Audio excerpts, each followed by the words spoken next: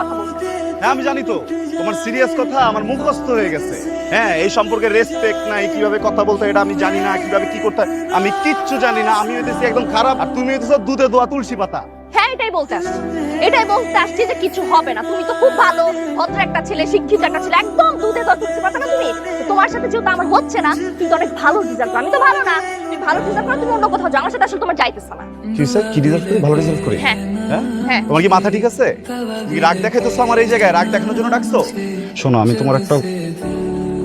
আমি তোমার আগে বলছিলাম না, তোমার যদি মনে হয় যে আমি একটা ভালো মেয়ে ডিজার্ভ করি, তুমি নিজে ভালো হয়ে যাও। আমার তো ক্যারেক্টারের সমস্যা না যে আমি 2 দিন পর মেয়ে চেঞ্জ করবো।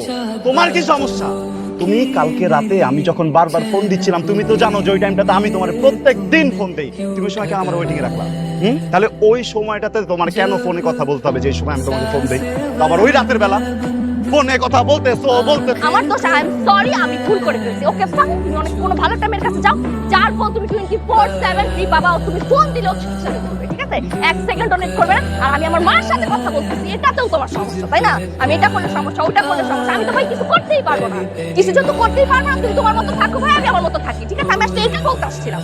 আমি এটাই বলতে আসছিলাম যে তোমার সাথে যে আমার হইতেছে না, তো আমি রিলেশন রাখতে পারবো না। আমি অন্য একটা ছেলেকে ভালোবাসি, আমি তোমাকে ভালোবাসি, বাস। যা যা যা যা, যা।